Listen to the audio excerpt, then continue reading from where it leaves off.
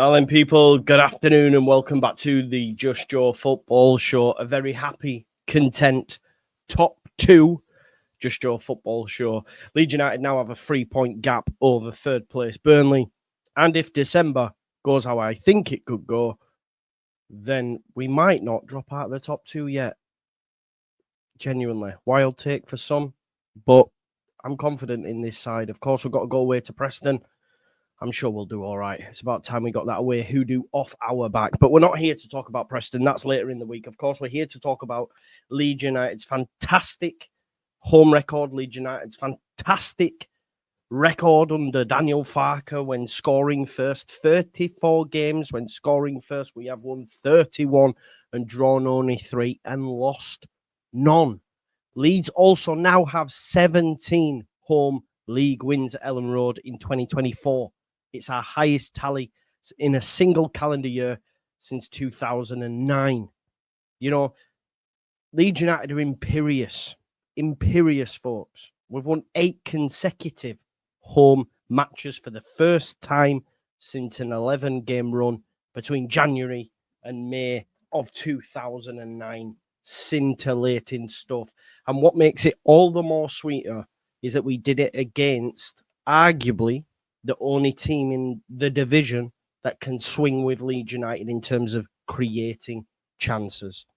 You know, going into this fixture, folks, Leeds United and Middlesbrough were the top 2 ranking sides for shots, the top 2 ranking sides for shots on target, the top 2 ranking sides for touches in the opposition box, and passes into the opposition's half. Top of the pops. Well, Leeds United limited Middlesbrough. Of course, they had possession. They were bound to have possession of the football at time. Look, they scored from an OG. They're a good side, right? Just to put it into context of how good Leeds United and Daniel Farke's Leeds United are off the ball, right? Middlesbrough, on average, per game this season, their XG has been 1.8, okay? Their lowest XG so far this season was 0.67. Leeds United held them to just 6 shots with an XG of 0.36. I mean, come on, talk to me. People say this manager doesn't coach this team. People say this manager does not have tactiques. We're bound to lose games of football. It happens. Leicester lost 11 last season and stormed the league by the end. We've lost 3. We're probably on course to lose around about 7-8. We're probably on course to get 90 points. We're probably on course to win the league. It's pipe and slippers stuff for Leeds United if we can churn some wins.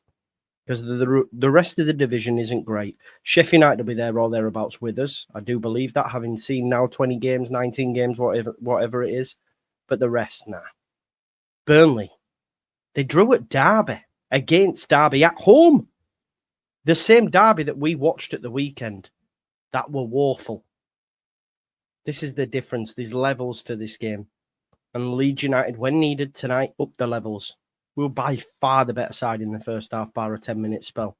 But of course, you knew with Boro, they actually came to play. They were going to have chances. You know, they got a decent side. Finazaz, Hayden Hackney, Barlassa played well. Ben Doak tried, but Voba locked him off. Voba, my God, what a performance from him.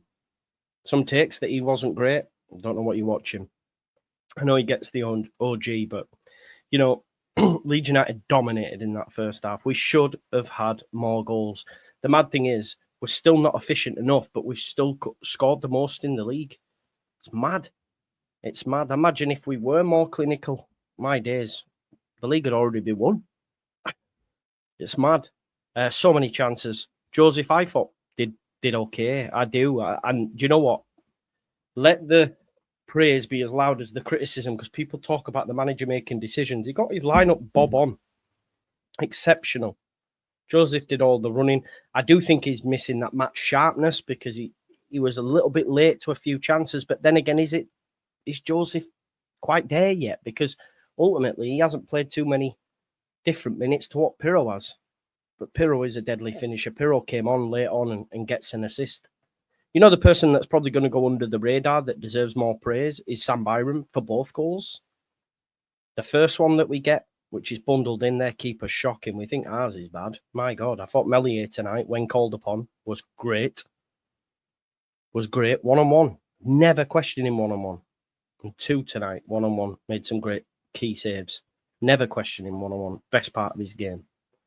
But yeah, Sam Byram, lovely ball through to James, who gets across. Both defenders of Middlesbrough, who, by the way, if Middlesbrough had decent centre-backs, if you put Strauch and Rodon in at centre-back for them, they might win the game. Like, I genuinely feel that's where it all falls down for them. They're all over the shop and they're not great on the ball and the passes are wayward. And both of them get a touch on it. I mean, the lad Edmondson nearly puts it in the back of the net. Dieng saves it, falls to Nonto, it's 1-0. And we should have scored more. Aronson had a couple. Nonto, I think, is greedy at times. I mean, we could talk about Dan James in the second half having that chance just before he scores. I'm thinking, oh my God, I think I'd have hit a cleaner strike. I mean, they get a goal out of nothing, really. Corner, like I said, they had 6 shots, lowest XG they've had all season. It's from a corner. Barlasa puts it in. Voba gets up, heads it into his own net. And I was so disappointed for Voba because I thought he was great.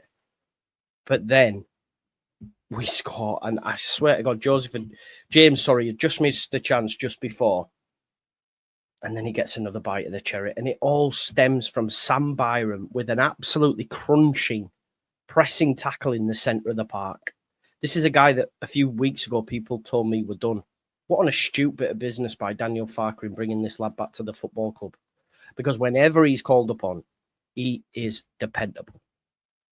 He loves being at Leeds. I don't think he ever should have left. I get why he did at the time. But this is the most he's played since he left Leeds, having been at Norwich, having stopped off at West Ham. You know, I'm so glad he's back and he's doing well. And what a challenge it was, which falls to Pirot, who puts it on a plate for James. And James thought, you know what, I'm not placing this. I am rifling this. And boy, did he rifle it. On his 100th appearance, by the way. And when he scores, we win. Dan James, you dancer. I'm sorry I ever doubted you. I absolutely love Dan James. I swear to God I do. And then obviously we get the third to kill it off. Tanaka, so unselfish, who again was quality tonight, by the way. Quality. Rothwell, quality. The way that he carries the ball into spaces at pace. Even at one point, he said to Harrison, why haven't you turned and ran? Got the ball back, he turned and ran. Rothwell knows what he's doing. Top player. But they were all great tonight. The subs did enough. Got a vogue. Ampadu's back. You know, we were exceptional. I thought we were exceptional. When you consider that, you know, you're playing a team that's up there, that we were all worried about. We've been worried about for a few weeks. We've limited them to next to nothing. They're a very good side. It was jeopardy. It was exciting. They get back on level terms and we still go on and win. And now sit top of the table. But you want my honest opinion? I'm not even looking at the title until, 10 games from the end or something? I just want top 2. And I think I think we can really start to stamp authority on it because, you know, this month's massive for Leeds in terms of fixtures. Now we've got Boro out of the way. The average position of the teams that will play are definitely in the bottom half, probably closer to relegation zone. And then Burnley have got a very tough month. Sheffield United have got a very tough month. But Burnley drew at home against Derby. I still can't get that out of my mind. But all I'll say is there's been a lot of naysayers on the manager and Leeds United this season. West Brom are now not in the top 6. Sunderland can't buy wins. And now Burnley are drawing at home to Burnley. And now Burnley are drawing at home to Derby. I mean, there's levels, and Leeds are levels. And I'm so confident. So confident. Like I could just get my slippers out, pipe, and just sit and see us at game 46, knowing that Leeds United have been promoted. Call me arrogant or whatever, but we're just far and away the best team in this league. Without a doubt.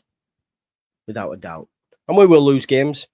I mean, we might drop points at Stoke. There's something telling me about that. I hope we beat Preston. You know, we could drop points there, but I just know over the course of 46 games. I mean, you know, it was only was it after Blackburn when people were like putting up the league table and saying we haven't progressed and all that sort of stuff? Do you remember that tripe? Do you remember that just a couple of games ago? We're now top, having beaten one of the most informed teams in the league. That was a team that hadn't been beaten away from home in 4 and had scored 14 goals. And we'd limited them to 0.36 XG. Next to nothing. Basically gave them a goal. I mean, I don't think no one can chat to us in this league. We've played everybody now, right? We've got Stoke, actually, Stoke, Oxford, Preston, but after that, you know, much of a muchness.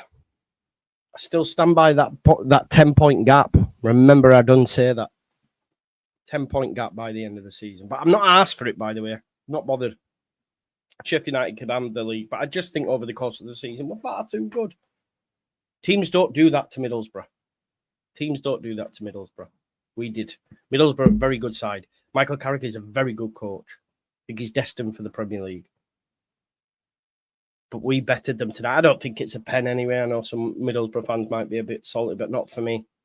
Man of the match tonight, Dan James was exceptional. I was going to give it Voba, but Dan James, maybe a few injury concerns. Rothwell, Rodan had a few knocks, but might be some injury concerns for the weekend. But a game rotation, exceptional. I think you start Nonto and Solomon against Preston and put Pirro back in, just with it being a low block. When there's space in behind like there was tonight, the picks were perfect. The fullbacks having to be changed, the picks were perfect for the wings in terms of the defensive side of the game. James, man, he was everywhere. Tanaka was everywhere. Aronson was everywhere. Paul Wharton of Derby said, you try do things against Leeds and they just shut it all down. And watching that defensive display, especially in that first half, just seeing they had nothing. The ball went out to Ben Doak a few times, but other than that, nothing. We should have been out of sight in the first half, if I'm honest. But hey ho, this is Leeds United. We're not clinical, but look, I'm so happy, so happy. We will watch Sheffield United versus Millwall later on. We'll have the final word. Me, Andrea, Lockie, Matty, Jack City bitch, Jack City bitch. It's going to be feet up, man. It's nice. Leeds are the best, and the Premier League beckons, and I cannot wait for it. But listen, thanks as always for tuning into the channel. Make sure you watch the final word. Make sure you watch last night's post-match reaction. And I'll see y'all in a bit. Big up, baby. Leeds.